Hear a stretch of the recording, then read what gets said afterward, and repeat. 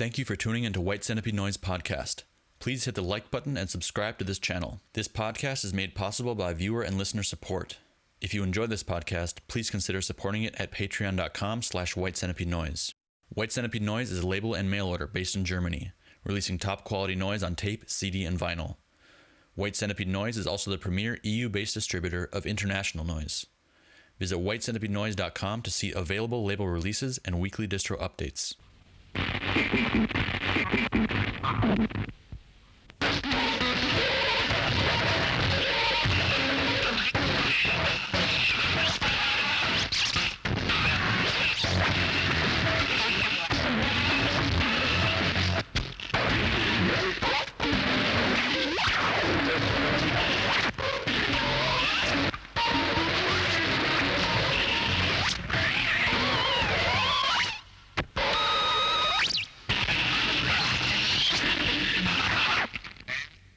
Hello and welcome to White Centipede Noise Podcast. My name is Oscar Brummel. Today my guest is the king of wild, absurd, violent British noise. He lives in France. Please welcome Andy Bolus of Evil Moisture. Hi there. Hey Andy. Hi, how's it going? Good, how you doing? I'm alright. Had a pretty busy weekend. Went to see some friends playing in Paris, and so I'm sort of recovering from that, but yeah, fine. Yeah.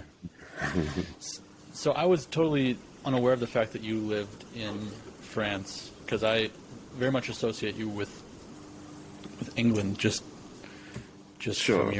from your work. I mean, I knew you're British, but I didn't realize you were in France. So, Yeah, I moved here almost 25 years ago, on a whim. Like, I just thought, why not? I was kind of getting a bit sick of England for many reasons, and I had some friends in Paris already, and I just thought, why not? Like, I used to have this idea when I was kind of a teenager, that I always knew I wanted to travel, and I wanted to go more and more south, and kind of, so like the logical next stop from like Brighton was where I was living before, is Paris, and then I was planning on like moving around the planet slowly, and then by the time I'm like 80 years old, I'd be like back in England again, you know. yeah.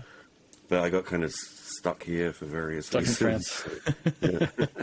But I don't regret it at all. It was probably the best decision I made in my life, actually. So. Yeah. That's Especially if you see the state of the UK right now is right.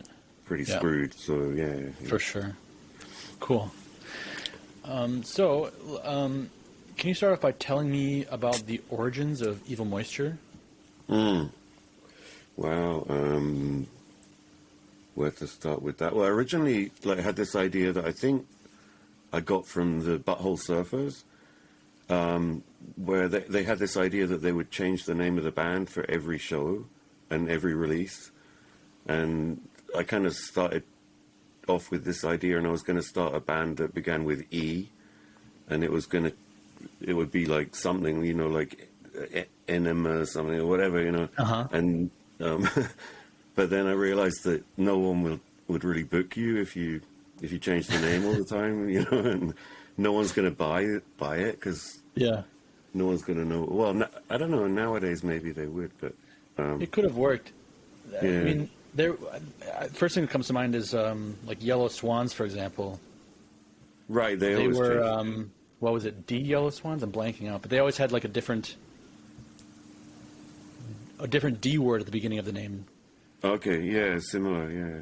Oh, so they had D and they had D. I think it was E. I haven't thought about it in years, but I think it was like D Yellow Swans. So it was like dead yellow swans, divorced yellow swans, you know. Yeah. That kind of thing. But well, it's a bit like all the. I mean, that kind of led me on more recently to the idea that I guess I kind of took from John Olson's label American Tapes, where he just, you know, like you make a different title for the LP, so why not make a different band name for the band as well, you know? Yeah. So an American Tapes is he's got so many side projects. If you look on his Discogs, it's like that many. Yeah. And that kind of inspired me a bit. It kind of freed me up a bit to do, like on my more recent label, Royal Sperm, to do things that were just like nobody knows who made it, and right. or like compilations, but it's actually only my stuff. Yeah, I think that's great. I love that approach, and of course you have to bite the bullet a little bit because you're less destined for stardom. Right, but that's a good thing, isn't it, as well? Yeah. So Evil Moisture was the first one. Did you have any names before Evil Moisture? Did you run through any names? It started off just E for the first two cassettes. But I wouldn't really consider them to be like Evil Moisture. I don't know. One of them's like all done on a Commodore Amiga, so it's kind of a bit different. And the other one was more like sort of tape experiments and stuff, but I was in some kind of stupid bands in high school, as you call it. I was in a band.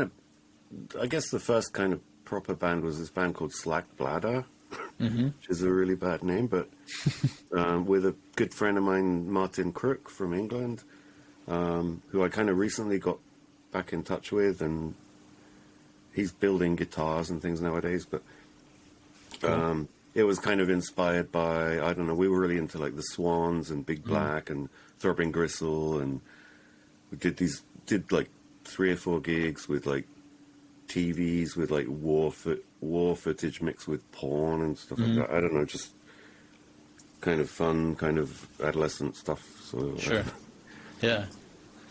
So we released a couple of tapes, but there's probably 3 people in the world who've got them. But okay, so that was pre-Evil Moisture. But then, when it started really developing into the noise project that it is now, when did that happen? That was about 91, I think. Yeah. I'm not so good with the dates, but I think it was 91 or 92. The thing that sort of changed my life was ordering a big box of stuff from Ron Lessard, RRR. Yeah. So, yeah. And I got this huge box. There was like Hanatarash 2 LP, which really blew my mind, and like Merzbow Swimming Behavior of the Human Infant collaboration LP, which is still one of my favorite albums of all time. Cool. And I just had this like crappy reel to reel, like I bought in a junk shop, and I was like, okay, this is the shit, and just started like cutting tape, splicing tape like that, and just trying to make crazy cut ups and things like that. And that was like the Yerm Flowers cassette was really the first one. Yeah. Cool. That's a very cool. I mean, was that your debut? Yeah, pretty much. As Evil Moisture, yeah. Yeah. Yeah, that's a cool tape. That's a really good one. It's probably the best thing I've ever done. Yeah. So starting out in the 90s, and everyone kind of refers to this as the golden age of harsh noise. Do you feel like it required more devotion at that time to get involved in the noise scene, in the noise underground? Well, as I'm sure a lot of people have said, it was different because there wasn't the internet and everything. So it was more of a sort of a mail art thing, like a social thing as well. It was like Banana Fish magazine was really important for me because he had all the addresses in the back, and like ND and some other zines as well. So it was like, who the fuck is this in Japan? So just, I don't know, write to them or send them a tape and stuff like that. And it was back in the day when it was exciting to check the mailbox, rather than just getting bills and stuff. Right. unexpected noise packages and letters, I suppose. Yeah. And I mean, the same for me. it wasn't just one way. It was like people found my address and they were like sending me stuff. And cool. Bit later on, I was sharing a house with Dylan and Karen from Chocolate Monk. Right. Okay. and we had, you know, it used to be like a race to run to the mailbox in the morning, you know. It's like, no, it's mine. No. That's fun. Yeah. That must have been fun times. Yeah, it was cool. But, yeah, about the 90s, I mean, yeah, it's true. I mean, because I went to Japan in, like, when was it, like 97?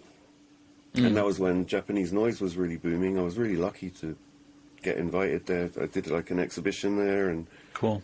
played some shows, and that was, yeah, and saw a lot of Japanese. I mean, man, like at that time, like a friend of a friend had a whole floor of Tower Records in Shibuya, Tokyo, and he could do what he wanted with it, and he made it look like Japanese noise was like pop music or something like that. Wow. Like there was I remember like this life-size cutout of Maso Yamazaki, you know, Masona. Yeah. But like a kind of manga-style cardboard cutout of him with like a CD, and it was like new CD on Alchemy Records. Wow. And I believed it. I thought, oh, wow, these, you know, Japanese people are crazy. Like they love noise in the same way that they like, you know, J-pop or something. Wow. And of course it wasn't true. It was like a joke, but I fell amazing. for it. Do you have any photos of that time? A few, yeah, not many, because exhibition? I had this kind of crappy disposable camera. I don't know, not many, but Wow. That's but amazing. I saw a lot of good shows there. Yeah. And you played there as well? Yeah. I think the first gig was in Uplink Factory, which used to be in Shibuya also, but I think they closed down. But yeah, I projected some video work of mine and did a gig that was like, I was kind of inspired by the Masona thing of like playing really short. Mm-hmm. So the first gig was like, I don't know, 3 minutes or something. But it was really a time when you could go to Japan and just like stand on stage and do nothing, and it's like, this guy's the new thing, you know? Yeah. I suppose maybe even more if you're a foreigner. I don't know. Right. Yeah. Absolutely. Yeah.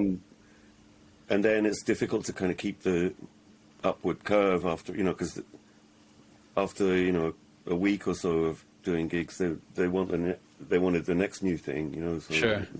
The next new guy. But no, it was really fun. I mean, I was kind of spoiled by. I mean, it was at a time when the Japanese economy was really booming. Yeah. And so, you know, the street fashion was really crazy as well, and yeah, it was really fun. Yeah. That's great. Yeah. What was it like working with labels back in those days? You know, pre-internet. Like, you know, nowadays, I guess working with a label, you have the chance to do so much back and forth, email, messaging, sending pictures, sending tests, sending, you know, oh, check this mix. You know, there's so much possibility for a quick. Yeah, it's very fast these days. It's very fast, and there's so much possibility for quick correspondence. Whereas back then, I suppose letters took a while to get to each other. What was the exchange like? Yeah, I mean, I remember with the collaboration I did with Macronympha on Pure. Yeah. This tentacles of the octopus, whatever it's called. Yeah. Yeah, it was really time consuming because it would be like, you know, I'd send like a cassette with like a rough mix, and then Joe Roma would send me a postcard like 3 or 4 days later saying, "Nah, I don't really like that one. Can you put that a bit louder?" Or something? There was a lot of that. Whereas nowadays, you can just do that in an instant on, you know, on social media or email or whatever. Yeah. But at the same time, it was kind of more exciting like that. You know, it was more fun, really. You know. Yeah, I was gonna ask. Do you think working bonds were closer back then? Sorry, what do you mean? Do you think like working relationships or bonds between either artists working together or artists and labels were maybe closer than they are nowadays? Yes, I do. Yeah, I think it was more special. Like you decided to collaborate with someone, and this felt more important.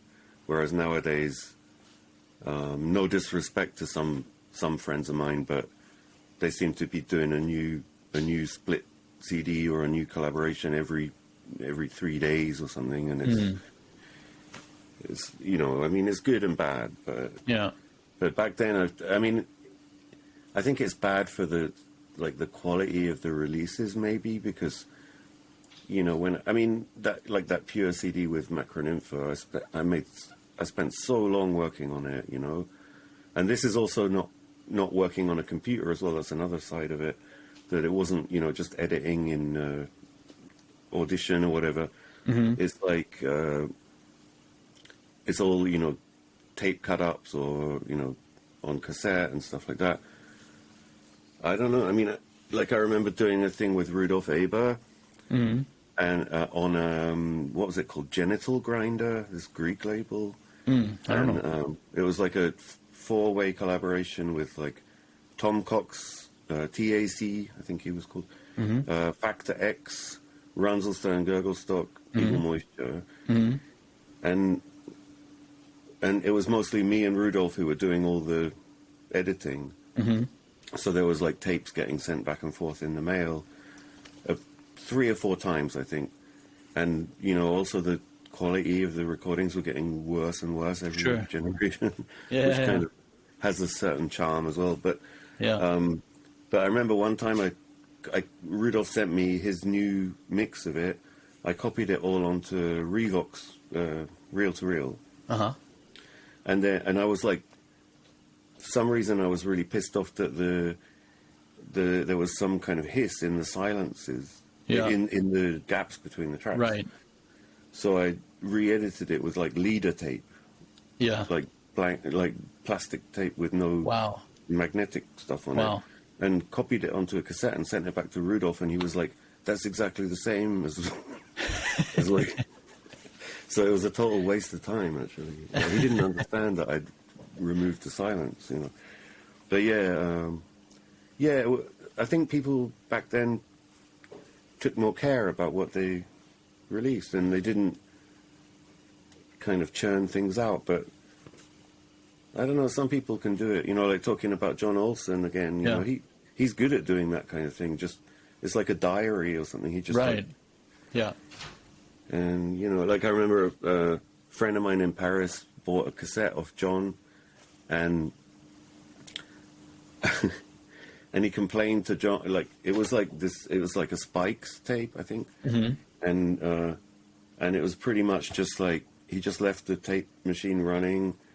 There's the neighbor's dog barking outside occasionally, and then sometimes just came back in the room and just, so there's or something occasionally. And my friend complained about it and said it wasn't copied right or something like that. And John said, "Okay, we'll send it back, and I'll send you a copy back." And he sent it back, and it was exactly the same as. So I mean, some people can do it, but some people just. I think all the computer stuff kind of made people a bit lazy about. Or some people were a bit lazy about it. I don't know. Maybe I'm wrong. It's interesting. I mean, I don't know if it's always the case, but you have so much more possibility for powerful creation with the computers and everything like that now. But I feel like at the same time you get much less complex work, at least. When I've been listening to your stuff in this past few days, I wanted to, I'm going to ask you later about the technical stuff and kind of more about that. But I mean, I was listening to some things and all the cuts, and I was just wondering, are you doing this analog? Are you doing this played live? Are you using software for these? I mean, older tapes from, I guess, I forget what I was listening to, but I mean, I guess I'm assuming for the fact that a lot of these earlier tapes and releases, at least, you were doing all analog, which is very, very arduous and very, very time consuming. It requires a lot of thinking also, and not just, doing. It requires also a lot of planning, a lot of consciousness. Whereas nowadays, with the software we have, which I love, you can really make really complex things very easily. But I feel like less people are doing it. Yeah, it's funny. Yeah,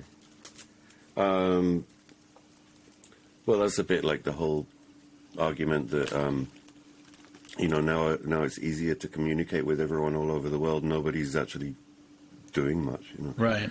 Yeah. But yeah, for sure.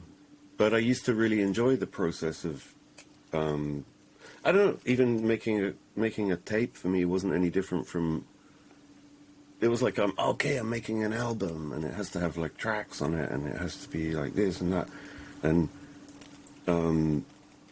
I used to enjoy the physical process of like cutting up tape and things like that. I don't really do it very much. I still got my splicing block. This is a kind cool. of Yeah, nice.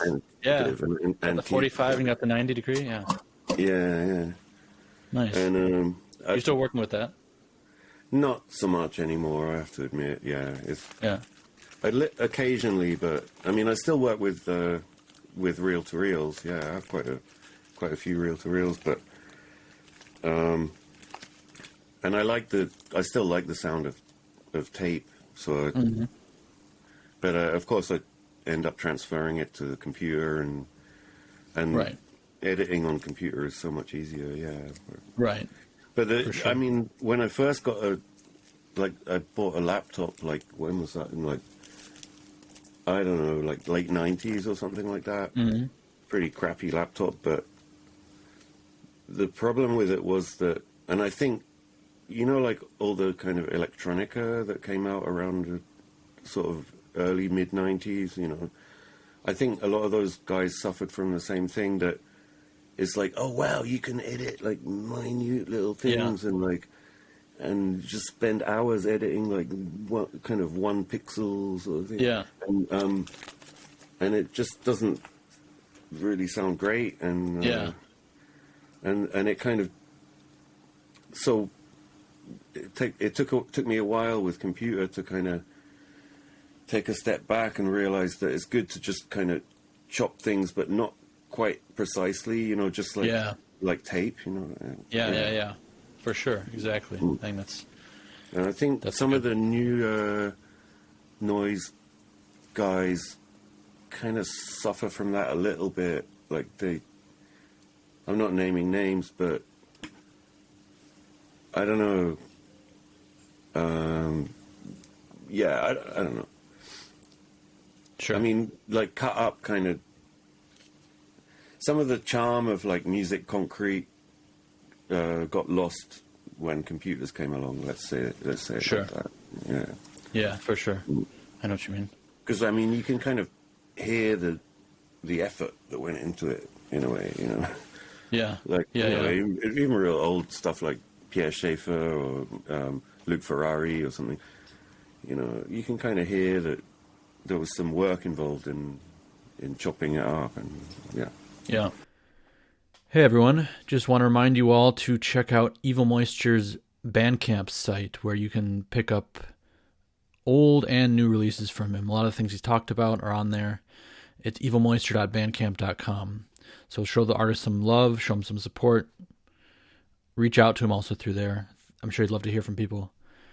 Another thing is, I want to remind everyone who's a fan of the podcast, who's listening, please consider supporting it via Patreon if you aren't already. I rely on the support to keep things going, so please consider heading over to patreon.com/White Centipede Noise right now and signing up. When you do that, you not only support the podcast, but you got a lot of exclusive content.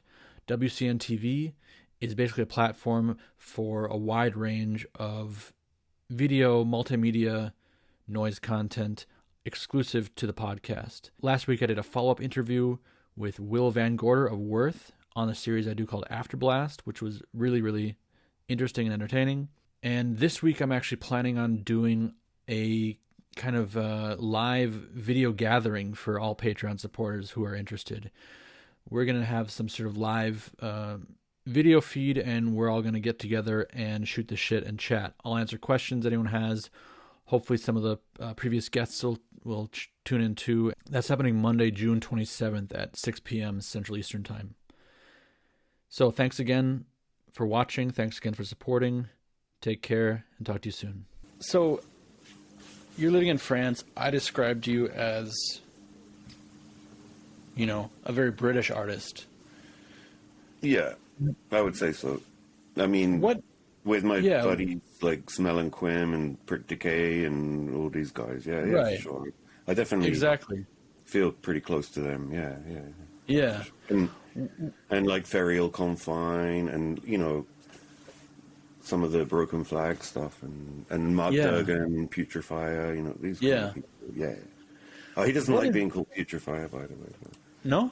Okay. no, he prefers, I don't know, he hates that name for some reason. I really like it, but Okay. anyway, sorry. I didn't know he Maybe was you over can it. cut that. Okay.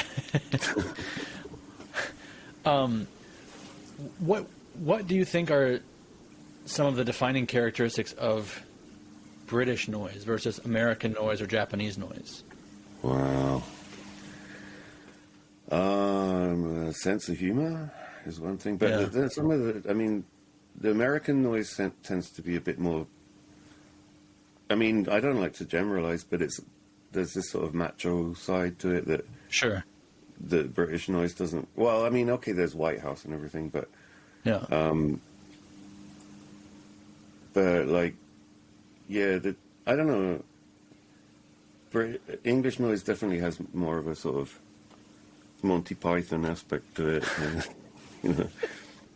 I'm thinking of Smell and Quim when I'm talking. Yeah. Yeah. Why do you think that is? That's a really good question. Maybe, I don't really know. I think English people have always had an idea of like ridiculing everything else, And, I know some of my stuff's kind of silly, but I try not to be, because I don't know. Maybe like if American guys try and do it, it sounds goofy, but in England we can kind of get away with it. I don't really Yeah. know. Exactly. Or like Japanese stuff like Hanatarash 2 is like crazy cartoon music in a way. It's like noise cartoon music, but somehow there's still this kind of kick-ass side to it. I don't really know. No, I really don't know. It's a cultural thing. I don't really know. I'm no expert on the sociology. I don't really. Sure. No, I just wanted to hear your thoughts on it because I don't know either. I guess English culture is English people have a good sense of humor. Generally speaking, they have a different, very good sense of humor. Yeah, and a little Makes bit sense that it would seep into the noise. kind of sarcastic sense of humor as well. Yeah. Kind of For sure. piss-taking sense of humor. Yeah. Yeah. Whereas maybe some other cultures don't have the luxury of having that, so they sort of take themselves more seriously or something like that. So Sure. Maybe. I don't yeah. really know. Yeah. Yeah. Maybe we can come back to that. Let me think about Yeah, that. let me know. Let me know if you think about it. If you have some ideas on it. Hmm. Would you describe you're more of an artist who lives more in the recording realm or the live performance realm? Right. I'm much more comfortable in the recording realm, and when I play live, I've since the beginning, had to find other solutions for playing live. Mm-hmm. So really, the live and the recording stuff is kind of separate, but I slowly kind of try to make them converge. Mm-hmm. Because obviously you can't do live cut up, really. Right. You can't Right. like splice tape on stage and Yeah. quickly. Maybe if you're really fast, you could do it, but there'd be a lot of silence and stuff. So obviously, I had to find other solutions for that. So I started building machines that would basically like noise gates, so like switching things. So it would like chop between two sources, but same time when you play live, people expect that you look busy. Right. If you just sit there and do nothing, you might as well just play a tape that you recorded earlier. So which some people do, and respect and everything. But so I always tried to find solutions for the live shows that were something different. Like I did a lot of shows with raw meat. Like I built this thing with it was like something like 8 oscillators inside it, kind of circuit bent thing, with like wires coming out with like nails on the end, and stuck them into pieces of raw meat on the table, and then you move the meat around, and when the bits of meat get further or nearer to each other, they make different oscillations and stuff like that. I did quite a lot of shows like that, but then I did, like in Japan, I think it was like the second time I went to Japan, they even I did it with raw chicken, and the guy behind the bar like cooked the chicken afterwards and fed it to everyone. So it was like nice. they literally ate my instruments after, which is cool.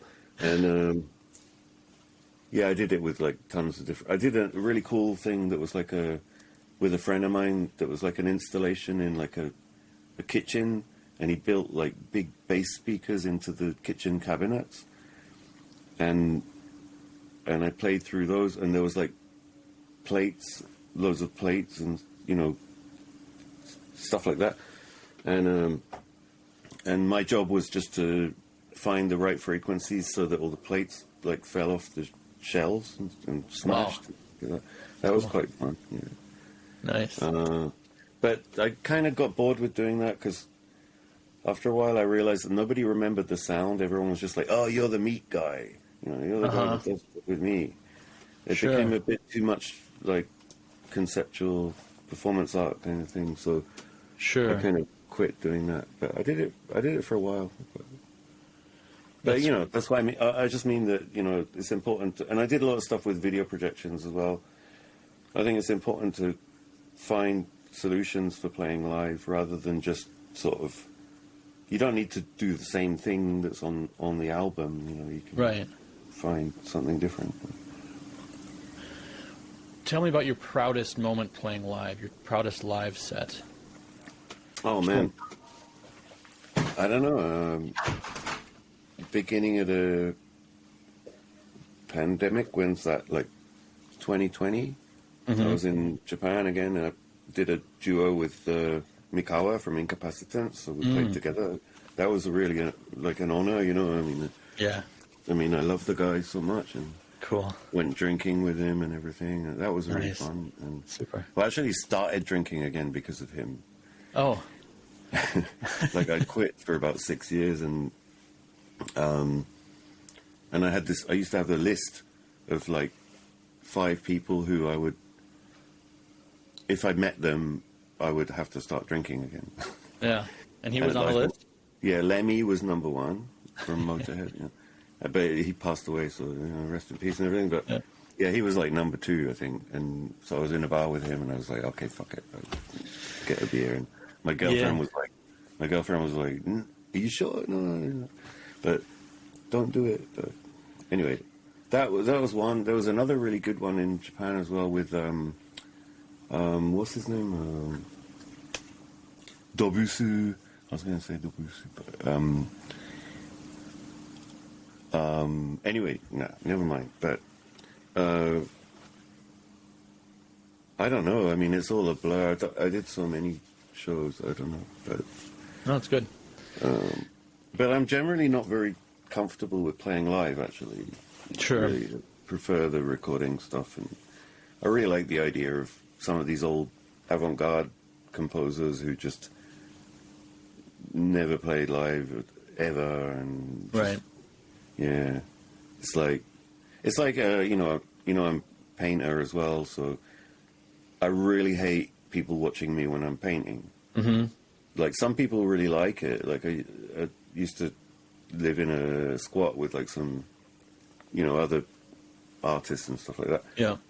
And there was one guy that used to really love, like this Italian painter, used to really love having all these people around, like, rolling joints for him and going, oh man, that's so amazing. I can't stand it. Like I need to be like totally alone when I'm working, and when it's finished, then I can show it to other people. Right.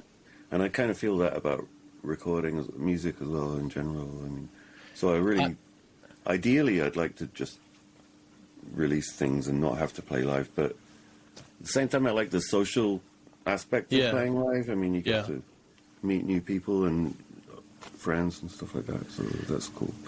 I get that for sure. I think that's sort of a unfair expectation that all noise artists are supposed to also be able to play live, whereas so much of what we do is made possible and exists in a unconventional,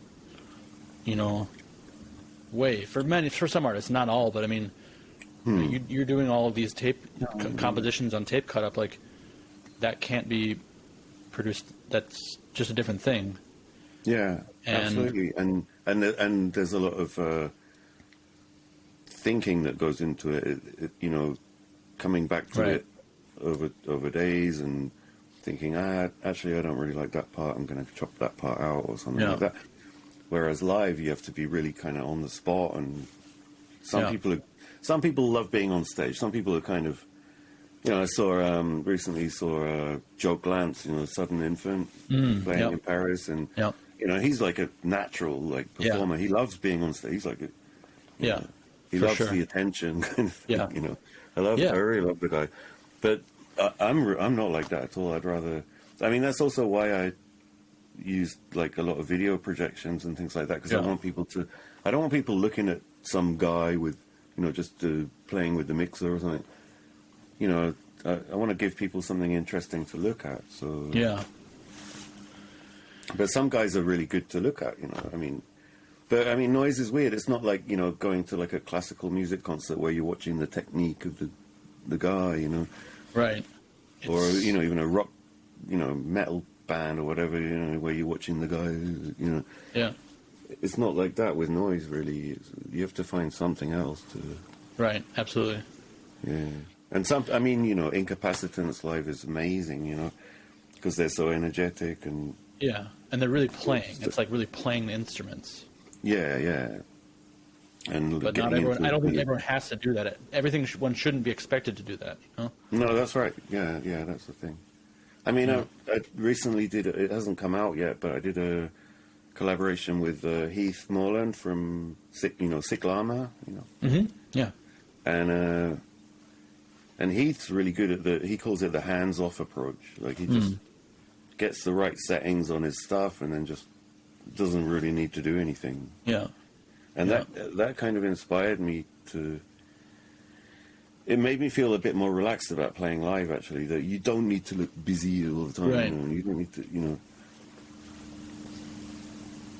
Anyway, yeah. Yeah, I think that's something. I think that's something I need to remember sometimes when I play. I always feel the need. Oh shit! I haven't done anything in 20 seconds. I need to tweak something.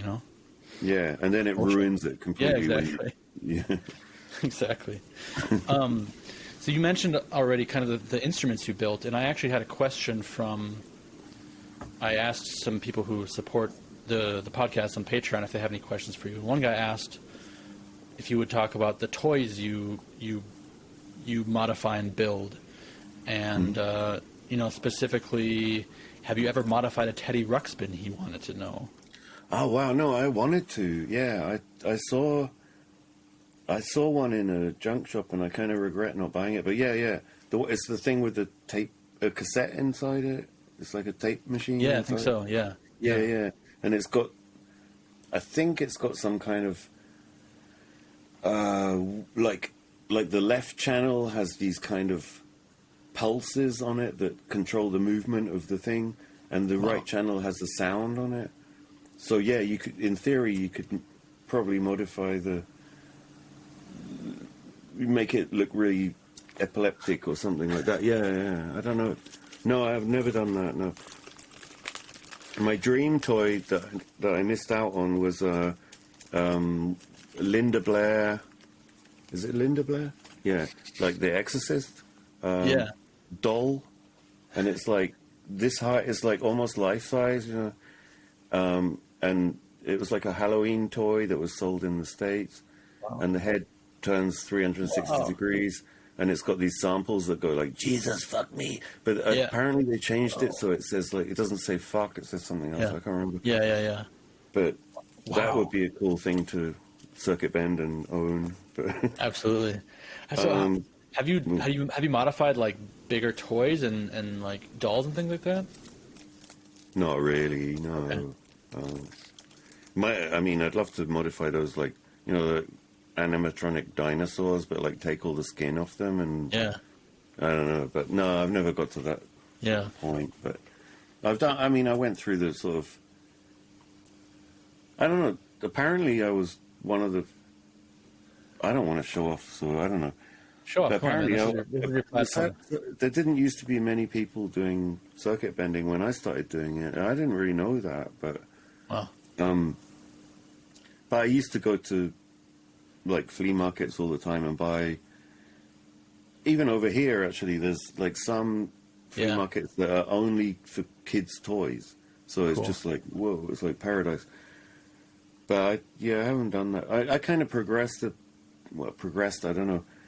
I kind of found circuit bending really cool, but like a little bit limiting, because if you don't know anything about electronics, then you just blow things up all the time, and sometimes by accident you find really cool things. But the first ones I had a lot of success with were these like VTech talking computers, like kids' computers. Yeah. I mean, like not real laptops, but like, you know. Right, I remember those, I think. For learning the ABC and maths and stuff. Yeah. And, you know, a bit like the Speak and Spells, but it was like a laptop. Yeah. And I had a lot of success making crazy sort of alien language coming out of those things. Yeah. So, but then I kind of taught myself electronics a bit, very badly, but so I kind of progressed on a little bit and started building things out of like CMOS chips. I don't know. Anyway, maybe it's too technical. Yeah, but tell me a little bit about like the stuff you build nowadays, and a little bit about the technical stuff behind it. I probably won't understand it, but I think for some people it'll be very interesting. Well, I started off with a book by a guy called Nicholas Collins, I think it was called The Art of Hardware Hacking. You can find it online for free, I think.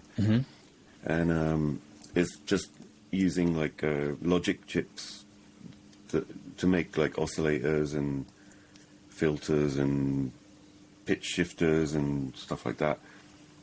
So I kind of learned how to do that, and I did a lot of workshops with that kind of stuff as well.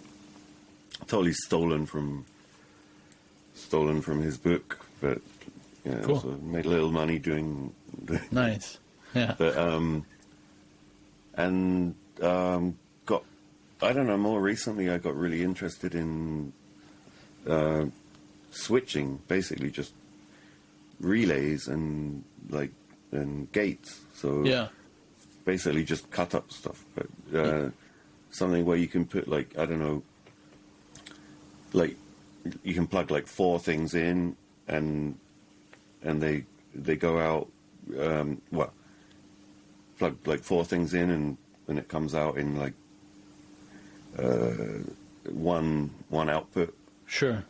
And then it depends on the volume of one thing as to which one gets switched on. So it just like chops between things like that. Like just recently, I went to see. Oh, sorry. No, sorry. Go on. I was kind of related. Like I went to see David Tudor Pulsar's performance by this guy. What's his name? I can't remember his name.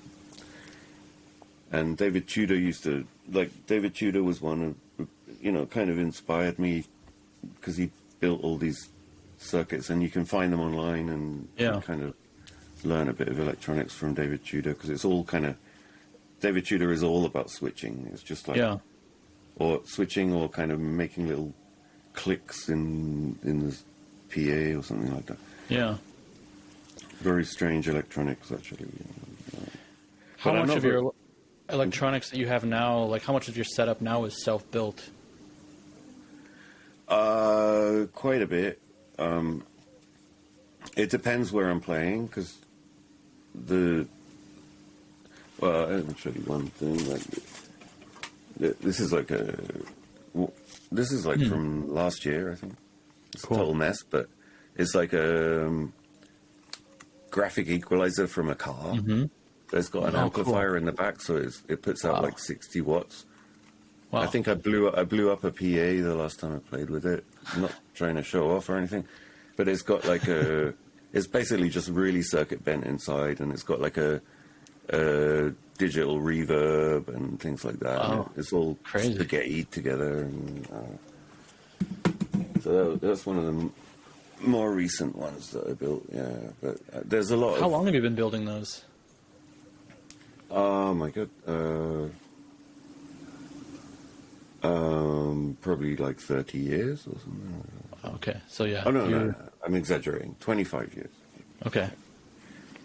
But So you know your way around before I this moved to Paris, anyway. I don't know. I'm bad with dates. But, Okay, no, it's all good. but is there more questions from? Wait a minute, because I didn't really. So I have a site somewhere. I think it still exists. Yeah, I'll link. Because I used to build more things like to sell, and I've kind of stopped doing that since I started painting more and things like that. So I made one thing that's like a kind of a optical theremin, I guess you call it. Mm-hmm. So it's like 6 oscillators with like photocells and like a volume for each one and a pitch for each one. And so you can basically just move your hand around in front of it, and it depends on the light and stuff. There was another one that was like that I sold quite a lot of. That was like like a digital delay, but very noisy. Like, want to give it respect and rest in peace to Tom Smith, to Live and Shave in LA, because I built one for him, and he used it like forever. You know, I mean, it was his main. He called it his axe. You know, he said it was his like main instrument. You know, and and it's just this little box, but it's like, and he used it like with no input, so it's just the echo kind of thing. But, Very cool. Yeah. Do you have those available now for sale? No. That stuff? Nothing? No. I should start doing those things again. Yeah, but Yeah, definitely. yeah, I get asked that a lot, but I've been kind of busy with painting and everything, so. Yeah. So what do you do outside of Evil Moisture? You paint. I mean, the visual aspect of Evil Moisture is something obviously very noticeable. Yeah, I've been doing painting, and I'm supposed to be writing a book as well. It hasn't been going very fast, but but yeah, I've been doing exhibitions in Paris and stuff like that. So yeah. And you're responsible for a lot of the artwork on Evil Moisture, on the covers. Yeah, mostly. Funnily enough, except the LPs, which is, I don't know. I'm not very happy with that, actually. Like there's one on Blossoming Noise, and like the Graham, he's a lovely guy, but he insisted on doing the cover. I was like, all right. Okay. Sure. It didn't seem very logical to me, seeing as that I consider myself mostly to be a visual artist who does noise at the same time. Yeah. But the one on Ideal as well. I don't know if you got that one, but if you want to, I don't think I have it here, but I think I know. If you want to fuck the sky, teach your cock to fly, or whatever. Yeah, exactly. Yeah. Yeah, and it's not really my artwork, and that's great. You know. Yeah. The only LP that's actually my artwork is the first one, GAC, which just came out on CD on the New Forces. Right, exactly. It's a great one. And that's your one, right? Yeah, that's early. I mean, this is really old. This is, but they want to release a box of a lot of other early cassettes, which is kind of good and bad. It makes me feel like a bit of a dinosaur. It makes me feel like I should do something new. How do you feel about the current climate of so many reissues, like CD reissues of classic noise, like 90s noise, 2000s noise, 80s noise? I think it's good. Yeah, because there's obviously more of an audience for it now. Yeah, and also I think a kind of because of the shipping costs nowadays, it's a good thing that like an American label is releasing my stuff over there, because otherwise they couldn't afford to buy it directly from me. So that's a good positive thing. Yeah, why definitely not? Yeah, I think it's awesome. I mean, it's for me. It's I'm younger. I wasn't able to experience that era firsthand, and then there's this big collector market of the originals, which is very cool, but I don't have the the money or the patience to really track all that stuff down. So I'm always really, really happy when some golden era noise gets reissued on an inexpensive CD. Like, that's for me. Mm-hmm. I think it's great. A dream, Well, it's good that people are still buying the CDs rather than just ripping it off the internet, Yeah. or just listening to it on streaming or whatever. Yeah, there's a big thing for that. I mean, do you think that? Well, I'm going to ask you the question. Because there are some people who disagree with that and think that it should be kept really obscure and difficult to find and rare and everything. I mean, I know a couple of people who, they think that it kind of ruins the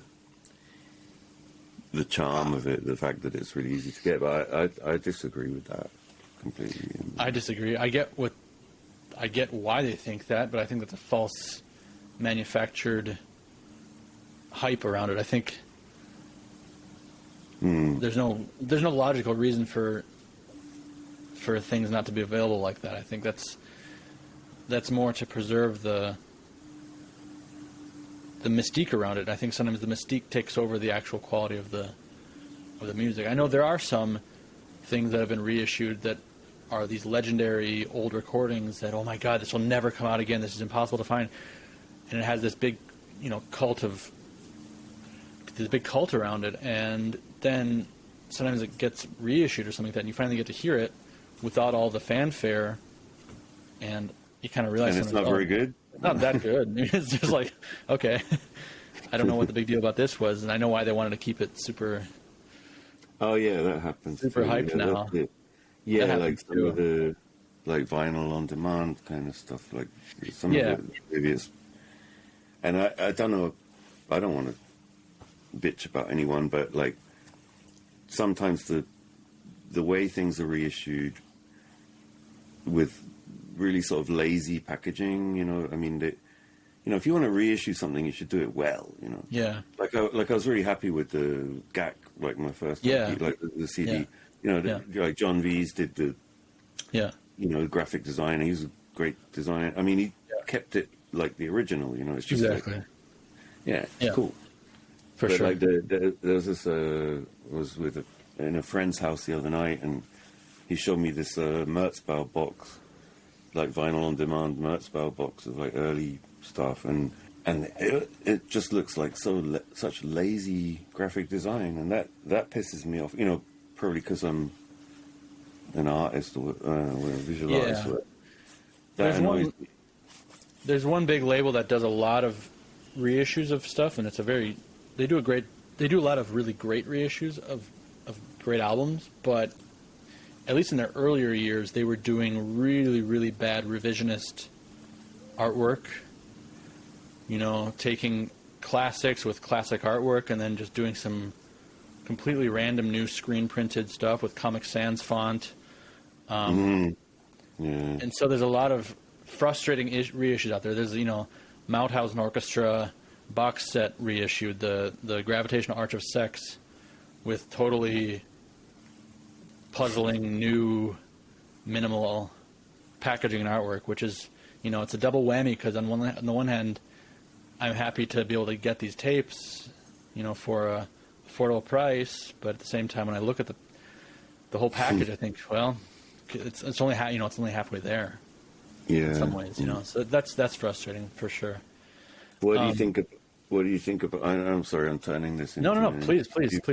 What do you think about Hiroshima? That's what I'm referring to. Yeah, I thought so. Some of those I don't have anything. Cool. I don't have anything to say. I don't want to say anything bad about them in general. I mean, I think they've improved their artwork nowadays, and like I said, they do some really nice stuff. I have one. I only have one. Yeah, and it's the Atrax Morgue. I can't remember the title, but it comes with like a pair of rubber gloves and a syringe. Yeah, it's kind of cool. I bought it kind of just. I just bought it because I thought, okay, I'll buy that. But I mean, the classic example is like all the MB reissues. Like, how many fucking times have they released, or their different labels reissued the same albums? I mean, I love MB. Yeah, it's weird how some artists work like that. They do that with MB. They've released his certain albums like 4 or 5 times. I don't know if many other noise artists are able to. Merzbow, exactly. Yeah. Yeah. I mean, I just feel like I died or something if people start reissuing. I mean, I'm a bit funny about reissues because, like I was saying to Stefan, New Forces. Yeah. Like I said, okay, I'm happy to do this stuff, but good thing, one good thing that Stefan said to me is, well, send us something new and we'll release that as well. Yeah, because I said I starting to feel like an old fart, like an old dinosaur, Right. So I think that's a big concern. I think actually one of my questions that I want to ask you towards the end, but I'll ask you now is what post, say, like 2010 release of yours would you or you could even say post 2020 release of yours, would you recommend someone who hasn't necessarily kept up with your output to check out? Like, what's a newer one that you can be like, this is what I'm on it right now? Oh wow! Like, I would say, like, I did this, like, going back to what I said about John Olson making up different band names and stuff. Yeah, I did this project called Fog Antenna, and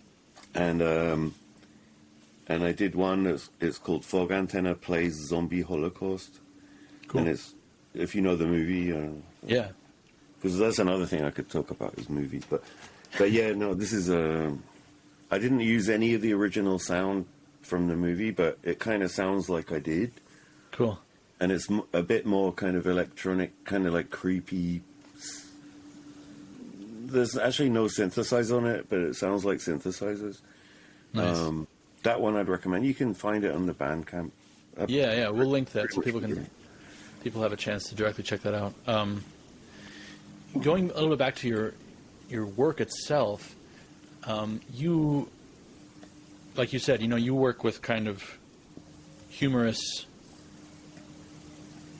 I don't want to say silly, but kind of, you have a certain characteristic to your sound. You have a very distinct sound. Yeah, I mean, some of the older stuff is more silly or something. I mean, I don't know. I don't mind it. Well, I don't want to say. I don't want to say silly. Really the right word, but no, that's not. That's not. There's a sense not the right word. But the question I want to get at is it's kind more of like the textures and sounds that you choose. When you're recording, when you're working with sounds, when you're looking for sounds, like what sort of sounds are you? What sort of sounds catch your ear? What sort of sounds are you really going for that turn you on? I mean, in general, I like sounds that are like not exactly recognizable, but you can kind of recognize it. I always thought about this, like, in this way, like, when you listen to, I don't know, pop music, you can recognize a guitar or a keyboard or drums or something, and it kind of stops you from actually listening to what the sound actually is, because you have this like signifier in your head that goes, oh, that's a guitar. So it's like when you look at a table, you don't really see what a table actually looks like, isn't it? Right. You just go, oh, that's a table. You know, when you walk into a room, you don't really need to actually look at the table in detail to figure out that it's a table, because you already know. You have this kind of database of tables in your head, so you can figure out what it is. And the same with guitars, same with drums and things like that. So I really love sounds that you can't do that with, like you know. And I think that's why I got into noise in the first place, because I really love kind of unrecognizable sounds. Yeah. And at the same time, I have the sense that you use a lot of. Sometimes you use like musical samples and things like that, kind of, and tape recordings, and maybe what I think of maybe sometimes voices. Exactly what you're saying. It's like recognizable or somewhat familiar, but on the edges of that. Yeah. And I guess I hadn't thought about that before, but I think a lot of those sounds that I associate with your work do really remind me of voices. Not that they're necessarily voices as the source, but the electronics or the way they're played or processed remind me of some sort of foreign alien voice. Mm-hmm. Maybe I never talking. thought about it really, Never thought of it like that? Okay. No. Okay. Not really, but I always used to describe it as like abstract cartoon music or something. Yeah, for sure. I mean, for sure, some of the earlier stuff has some like jokes in there, you know, like clear jokes. Yeah. A bit like Smell and Quim as well. You know, there's some. Yeah. You know, like right in the middle of a track, there's like some sample of like something really recognizable, and just to make people laugh, I guess. But I mean, I like making people laugh. So. Yeah, it is. I mean, and it is. I do laugh. I mean, I do. The thing in the growing up, listening to noise music and stuff like that. Well, growing up, I'm exaggerating, but starting to learn about noise music and figuring out that some of these guys are taking themselves a little bit too seriously. So it was a deliberate reaction against some of that. Some of the sort of more maybe industrial stuff, or even like White House kind of. Sure.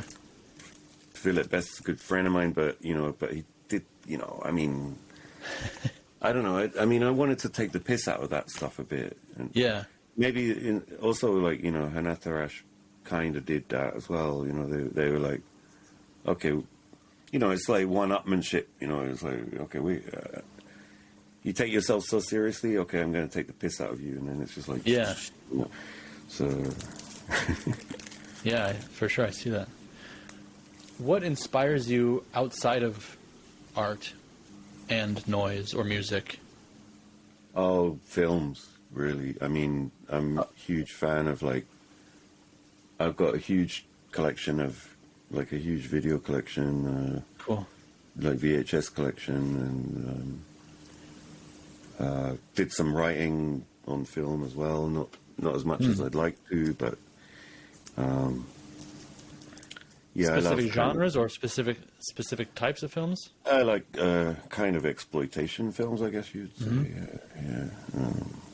Especially like Jez Franco, I know quite a lot about, and Joe D'Amato. I like European, trashy European films. Let's just say. Sure. What are your top three? Oh, films? Yeah. Wow. Okay. All right. Well, I'd say probably Brio Omega, like Joe D'Amato film. Okay. I think it's called Beyond the Darkness in America. I don't know. Okay. I'll show you probably have it here.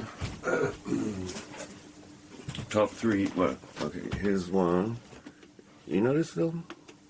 No, I don't. It's about a necrophiliac taxidermist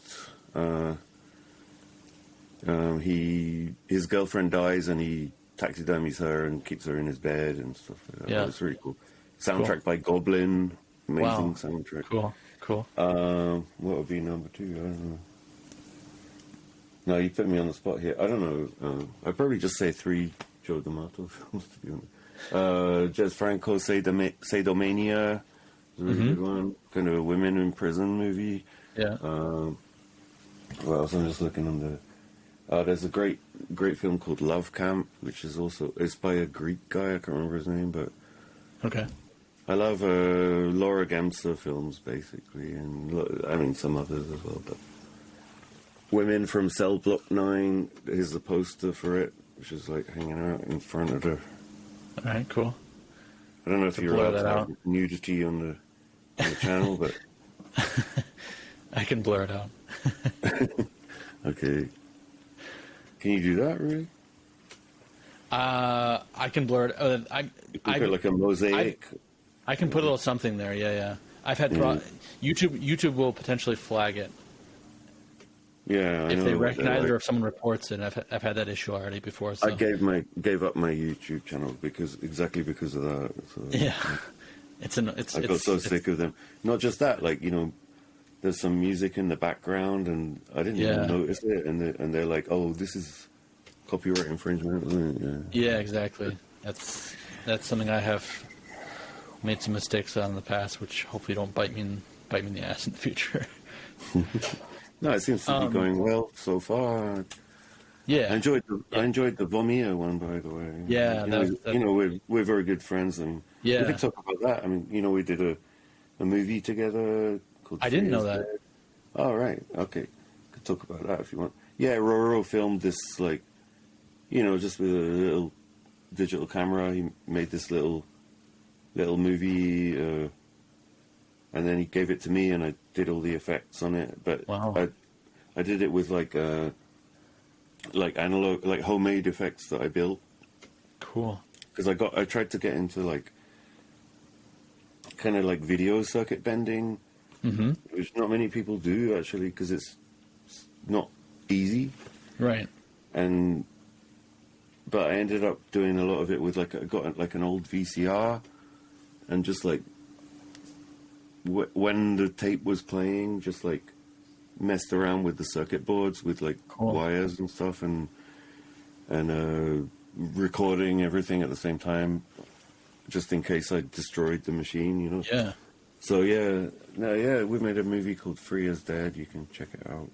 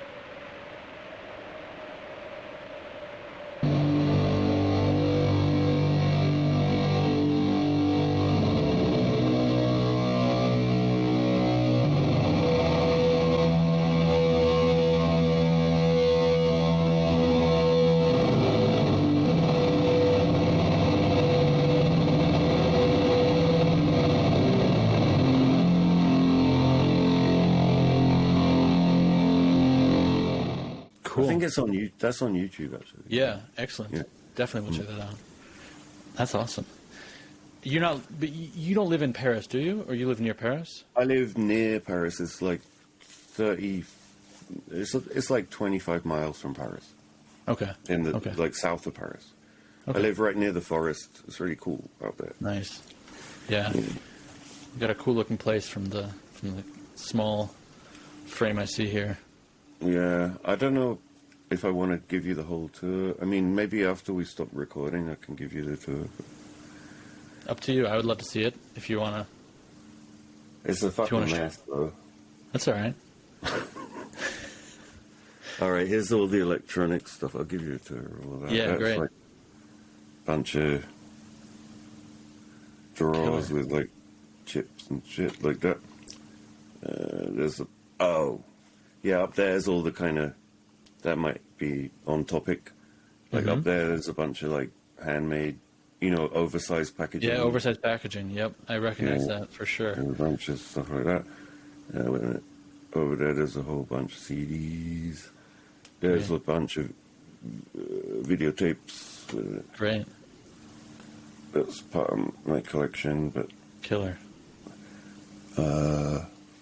there's all the Royal Sperm Masters up there. Wait. Oh, cool. Hang on. That's all the Royal Sperm stuff. Sweet. And there's talking about Vomier. There's a little Vomier statue. You know, Oh, wow. Yeah. Is that actually him? It's like a Vomier action figure. Hang on. Yeah, Wow. Far out. Yeah, it's cool. It's on the, what's that label? Yeah, look. Vomier. Whoa. I didn't know that existed. There was like 10 copies of it or something. Wow. And there's like a download code. Cool. That's killer. That's super cool. Wow. Yeah, he's a good friend of mine. Yeah, he's a very cool guy. Yeah. Very He cool. was someone I've been in. It was really great to interview him because that was someone I've been in contact with on and off, but forever, and I was pleasantly surprised by his personability and his. He's a total gentleman. He's a beautiful guy. Yeah. Oh, you imagined that he was going to be really like scary and I imagined he was going to be like Valmir, like like really xenophobic and I don't know. I mean, I just thought more clearly in line with his project's character, I guess. But so you've been part of a lot of collaborations, and this a recent one which I really really enjoyed was the CD on Tronics, the collab between you and Tronics and Helicopter, I guess, put it out. You, John Weiss, and Joseph Hammer. Yeah, that was super. Yeah, that was when I was over in the States, like end of 2019, I guess. Okay. It was. Yeah. So was that a live collaboration? Yeah. Wow. Yeah, we were in the same room. Yeah. Cool. That was in Joseph Hammer's house in LA. Yeah. Wow.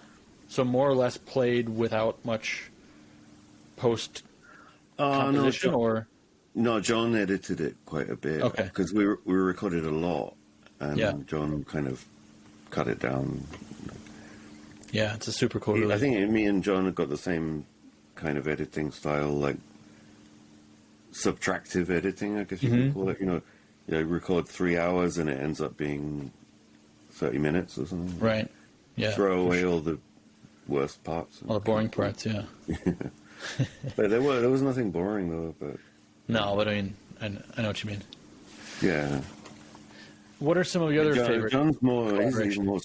he's more strict than I am about it. But What are some of your favorite collaborations you've done? I have to say the one with Macroninfa, really. 'Cause Yeah. That's a classic. I know. And that one, yeah, and the one you just talked about. I mean, that's a really good one. What else? I have one with K2 that hasn't come out, but Is it a recent one? no, it's really old. Well, the materials that he sent me are from like '96 or something, but it's just like metal bashing stuff. And to me, it sounds really good just on its own, actually. But yeah, worked on that, and yeah, maybe one day that'll come out. So that was. Is it planned for any label, or is it up in the air? No, not yet. But I got quite a few offers on different labels, so I'm kind of a bit behind with. Sure. Yeah, I mean, I'm not spoilt for choice in terms of offers. So, Yeah, that's good. It's good, but it's a bit overwhelming. It's kind of, it's like, oh shit, I have to do this for these guys. And, so I want to take my time over things, like we talked about right at the beginning of the interview. making an album back in the 90s, you know, don't really want to rush it, you know, and Right. I'm not really good at being like doing like Olsen style and just like churning things out, you know. Sure. I tried that with the Royal Sperm stuff. I did try and do that and just kind of throw things together and whatever, you know, but I want to be a little bit more careful about things these days. Yeah. Royal Sperm was mostly your recordings, correct? Mostly, but there was quite a few other people on there. There was like BB Blood, you know BB Blood? Yeah. Yeah, he did a tape for me, and Cool. there was, who else? I'm looking now. Oh, there's some,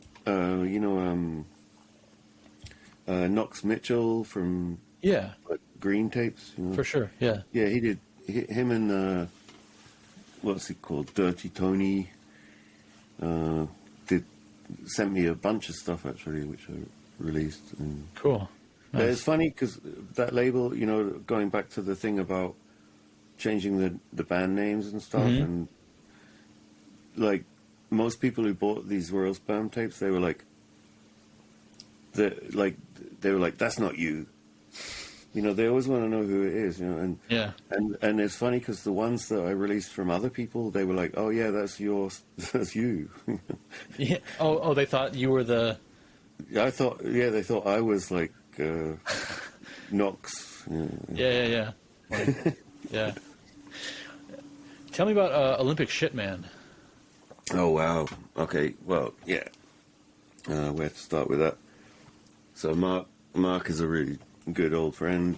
Mhm. When I lived in London, met up with him, and when he was going under the name Putrefier, and so this would be like what 92, 93 or something like that. Yeah. I don't know. I'm not very good with the dates, but anyway, we became kind of drinking buddies. We used to go to we wanted to learn Japanese, and we went to night school to learn Japanese, but we ended up just going to the bar all the time and not really learning much Japanese. And we started jamming together, and we did a couple of gigs together in London, and that album, well, it was originally a cassette on Right. Mother Savage. Yeah. Yeah. And then Steve Underwood reissued it with a double LP, and made like a kind of comic book that came with it. And Did you do the comic book for it? Mm-hmm. Yeah. Because the comic book is great. I have that back in my, like I live in Germany now, so most of my noise collection is back in the States because I couldn't move with it. So that's that's one I definitely, it's a prized possession. I remember the comic book, but I haven't been able to look at it in many years. But you can probably find it in a flea market or something. What were those sessions like? Were those also mostly live sessions, or was that a lot of tape editing after the fact? It was mostly. I think it was all live, actually. Mm-hmm. Yeah. Well, we edited it a bit, but like on cassette, you know. Okay. Just taking the chopping pause parts out. and off and things like that. Yeah. No, but it was like also recorded like that, you know, like taking the pause on and off when we were recording. And yeah, it's kind of weird. Like, I had this small apartment in Greenwich, London, and above the bathroom there was like a how do you call that? Like a hatch in the ceiling. Yeah. I was like, what's up there? And there was like this little kind of triangular, like block of cheese shaped roof area, and I was like, oh yeah, it sounds like a.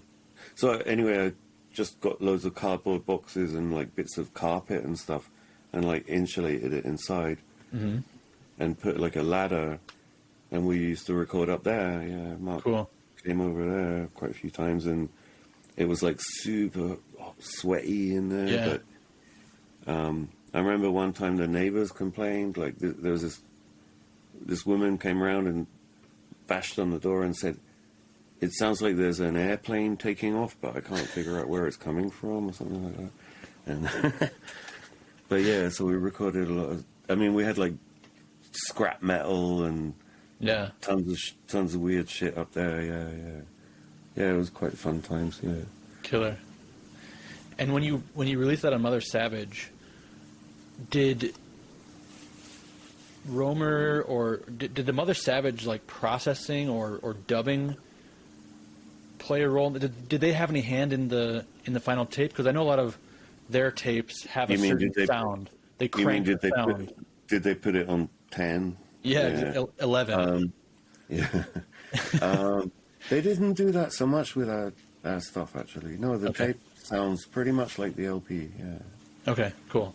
So they weren't they didn't have a hand in editing or mixing or mastering, so to speak. Not at all. No. Okay. Cool. It was just what I sent them. Yeah. Yeah. And I was more in touch with Joe than with Roger at that point, I think. So yeah, I think I have the sense that, well, I don't really know, but I think he was more kind of active in running the label. But what was correspondence with him like at that time? Great. It was crazy. I mean, I used to get 5-page letters from him just like ranting about, I don't know, real sick stuff, and you know, like, man, you got to come over to Pittsburgh and stand on this bridge and listen to the sounds of the trains going past and stuff like that. I don't know, just crazy. I mean, obviously really high when he wrote a lot of the letters. I still have them, I think. Yeah, I still have a bag with all these letters in. And Roger was really funny, because sometimes Roger used to write to me, and I remember one time he wrote to, I did a double cassette. I think it was called Caesarean Wind Section. Mm-hmm. And it was like a cassette and then a cassette loop. So it was like a double cassette, but one of them was just a handmade loop. Yeah. And he sent me a letter on this weird kind of Japanese handmade paper saying, like, "Dear Andy, I was smoking a joint laced with PCP in my car, and I was listening to your cassette loop in the cassette player, and I totaled the car. Can you send me another copy?" Jesus Christ. And I don't think it was a joke. I mean, I think... it probably not. No, I don't think so. Did you ever meet those guys personally? Mm-mm. Oh, Roger, yeah.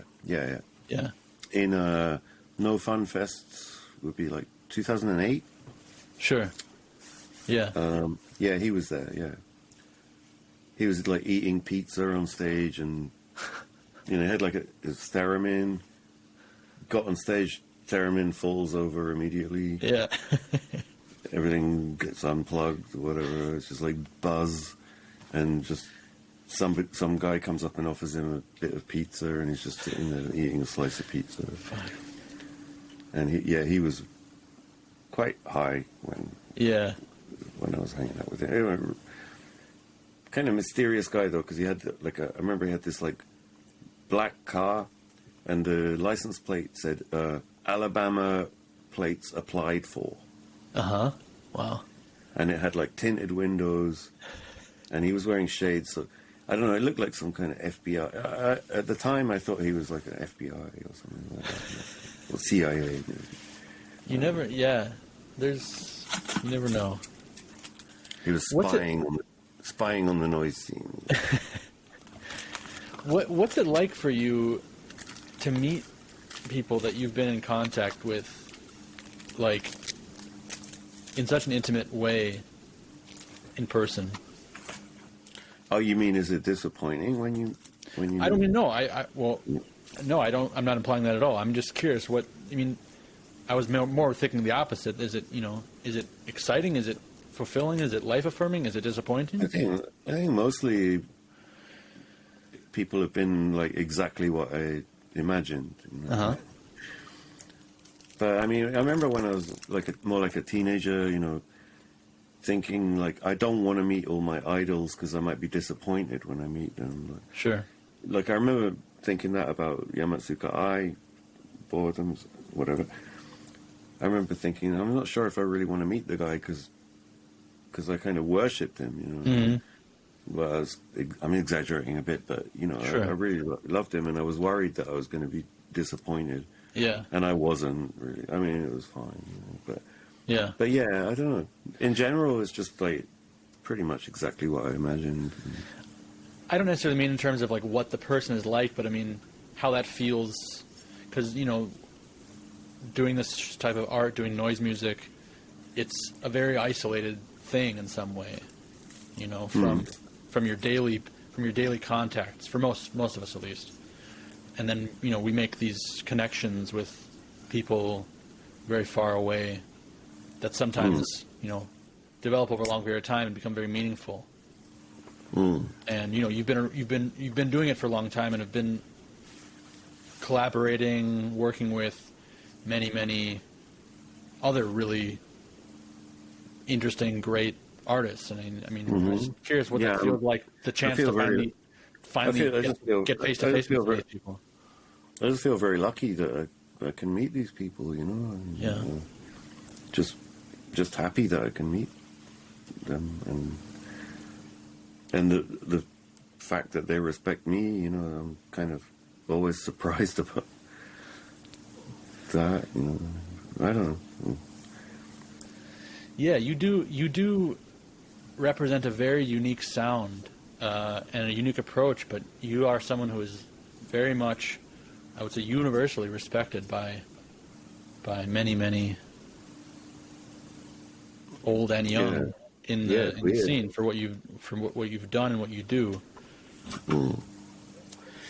Maybe How do it's you just feel my about that? age. I mean, maybe it's just my age. I mean, maybe because I mean, I remember. Okay, well, maybe I shouldn't name names, but like, I met one guy a few years ago who said, like, Andy, I feel like I missed out, and he was talking about like early 90s, well, like 90s noise. You know, he was like, I feel like I missed the boat, and I was like, well, there wasn't any boat. You know, there wasn't. You didn't miss out on anything. You know, it's just it's nice that people have that kind of dream, but Yeah. I don't think they really missed out on anything. You know, it's better now. You know, I mean, it's much more active now. And Did you feel at the time that you were part of something special? no, that's the thing. That's what I mean. Yeah, there was nothing going on back then. You know, I mean, you're talking about a group of people who fucking hate everything. How is that going to be like some kind of community? There's just no way. You know? Yeah, it's not a community. really It's a loose association. And really reclusive people who never fucking go out. You know, Yeah. How is it going to be a group of? How is there going to be any scene going on? You know, But what I mean? isn't that then special when you do meet these other people that kind of share this? Yeah, kind of- but it's like, oh, you, okay, yeah, I remember you. Yeah. No, I don't know. Actually, in London, back in the day, the only time I remember any kind of scene was some friends of mine used to do I think it was Friday night. They had a house that was covered with a bit like the Warhol factory, like the walls were all painted silver everywhere. And we used to have like a horror movie night, and the competition was, well, like the contest was to bring the sickest shit you could find and put it in the VCR and try and shock everyone. And the guy that always won it was this old friend of mine, rest in peace, this guy Paul Nomex, who was kind of on the fringe of the breakcore scene, but it was basically noise, right?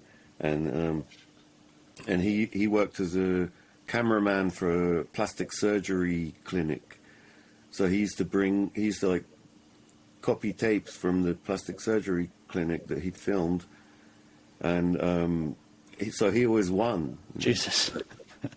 I mean, really sick shit. Like, there was one video that remember that it was like this woman who, the reason I remember it is because she prosecuted the surgeon because she asked to see the video, and his job was to like edit out all the jokes in the video, like basically like it was like a facelift.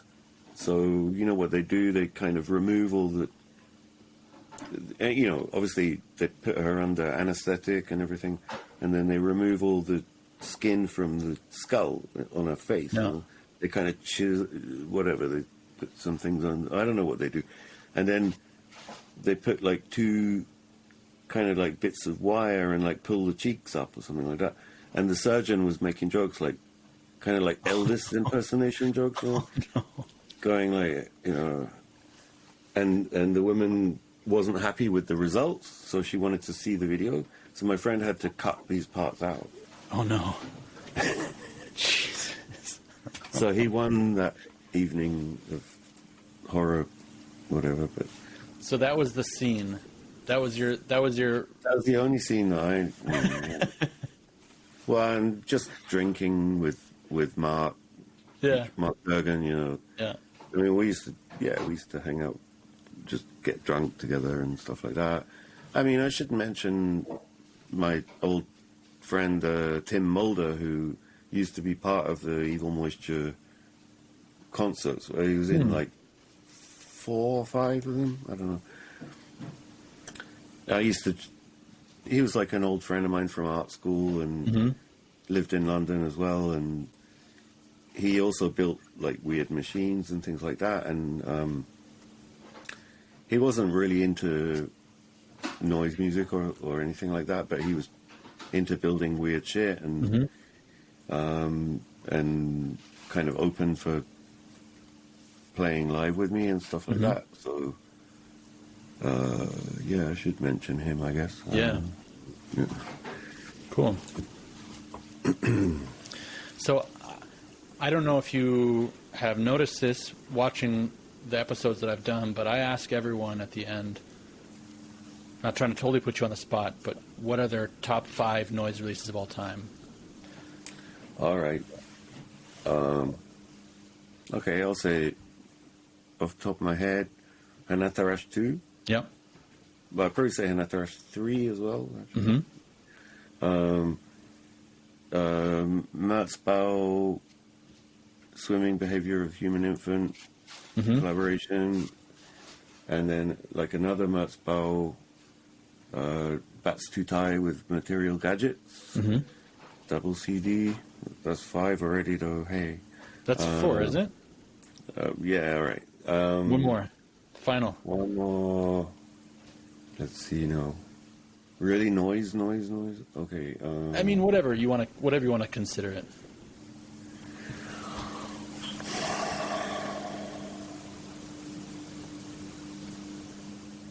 I don't know. I have to think about that. I thought that was 5 though. But 2 Hanatarash, 2 Merzbow? yeah, and well, the Merzbow is a double CD though. All right. Can I talk about cassettes as well? Does it have to be albums? Of course. Any sort of noise release. Oh well, Yes, I mean, evidence you know, can be like the Journey into Pain box set Cool. Okay. on the statutory tape or whatever. Yeah. It's called. Yeah. All right. Yeah. All right. Good. That was definitely one of my gateway things. Yeah. So if Okay. you're talking about the classics, I mean, I can talk about other. What about? I don't know how much you consume of newer and modern stuff, but what about 5 things of I'm not gonna. I asked some people the last year, but what about 5 things the last few years that aren't reissued? Any new stuff that you're really into? Oh, I bought like a ton of like fag tape stuff, like Sick Llama stuff, like about Yep. over there. There's like. Yeah. That's great stuff. A lot of stuff on American tapes I really love as well. Really new stuff, like there's a lot of like stuff coming out of Sweden that I really like as well. Yeah. Like Anything that Eric Nystrand puts out, I really like. You know, VMS Elite and all this kind of really harsh stuff. Have you ever considered a collaboration with him? I just occurred to me. Yeah, we've talked about it. Yeah. And actually, he's doing a new label with Dan, right? I mean, anything recent sewer election, even old sewer election. Yeah. Fucking love it. Yeah. Yeah. And him and Dan are running a new label. I can't remember what it's called, but Usagi. That's right. And they asked me to do something for them. So cool. Yeah. I love, Tommy Kerrinan, you're wearing the T-shirt, right? But anything Tommy does is great. And absolutely. Doesn't do enough. The Scandinavians are doing pretty good, I mean, they have been for a long time. They're quite healthy, and I mean, going off a little bit on a tangent, but I don't know if I'm allowed to talk about Ride for Revenge. It's not really noise, but of course. I love Ride for Revenge. I love the new one, and their side projects, which are really disgusting and shouldn't be talked about on YouTube. Sure. No, I mean, I do keep in touch as much as I can. I mean, I'm interested in the new stuff. I'm not like some guy who goes like, oh, it's all been done before in the 80s. No, I'm not someone like that, So. No, I'm very much interested in what's coming out now. Yeah, it seems that way. Sometimes I'm surprised by even people that I spoke to Wyatt from Skin Graft recently, who's just been busy, but when it came to that question, he was like, I haven't really been checking stuff out lately, like new stuff, just because that's how some people are. So it's cool, but it's cool to know that you're also keeping your finger on the pulse. I think it's important. I agree. I mean, whatever anyone wants to listen to, that's fine. But, if they want to just listen to King Crimson for the rest of their life, that's cool too. But I think would be a fantastic collaboration that I would like to recommend. You did the 3-way collaboration, you, Hammer, and Weiss. I think you should do a collaboration, you, Sewer Election, and Eric Nystrand. We have talked about. Me and Daniel have talked about collaborating, and he's like, yeah, I know it's logical and blah blah blah, but we'll see how it goes. But we should, for sure. That'd be killer. Maybe that'll end up being the thing that they release. I don't know yet, but I do definitely enjoy collaborations quite a lot more these days than playing solo. I mean, especially in a sort of live situation. Yeah, like the thing with Joseph Hammer and John was very comfortable. Also, if I don't want to do any, it's nice to kind of rely on other people. Sure. If it sucks, it's not your fault. Exactly. Yeah. Check out the new release called 242 from the industrial noise project Kryvyri from Ukraine at kryvyri.bandcamp.com. That's KRYVYIRIH.bandcamp.com.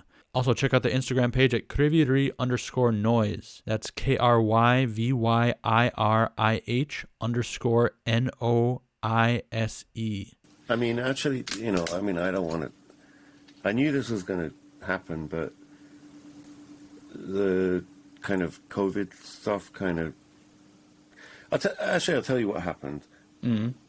I went to, right at the beginning of the COVID, I went to the States in December 2019 for a month, right? That's when we recorded the thing with Joseph and John. Yeah. And then I flew directly to Osaka, and I stayed 2 months in Osaka, Japan. Wow. And then I came back to notice that there's COVID everywhere or whatever. Yeah. And it was weird. I was the first person in Paris to wear a mask. And people in the plane, in the airport, were looking at me weird. What the fuck's wrong with you? And then, a couple of weeks later, everybody's wearing a mask. Yeah. But what was I going to say? You just the traveling you did before COVID and how that affected something, maybe. Yeah, well, yeah. Just the fact that, the fact of being in like lockdown and stuff.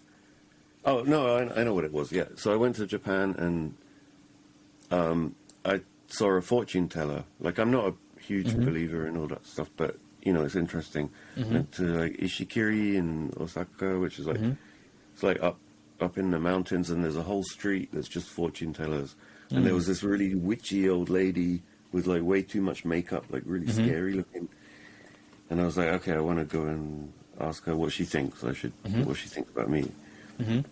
And she told me that I've done so many things in my life that I have the right to just chill out and you know, relax, like rest on your laurels kind of thing. I was like, you know, and I took that a bit too literally, so I really didn't do much for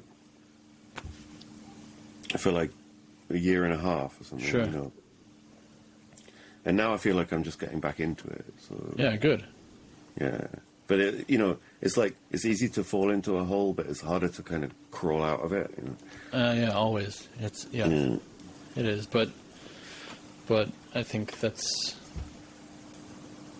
exciting for us to know. And I know you've been pretty active lately, and I've seen stuff starting to pop up. So what would you like to let the folks out there know about what you have going on in the near future? Well, there's like some kind of box set on New Forces of like reissues. I'm not sure how many CDs it's going to be, but we talked about, I don't know, 5 or 6, Cool. Maybe more. I don't know. Super. I have to remaster them and then send them over. Cool. What else?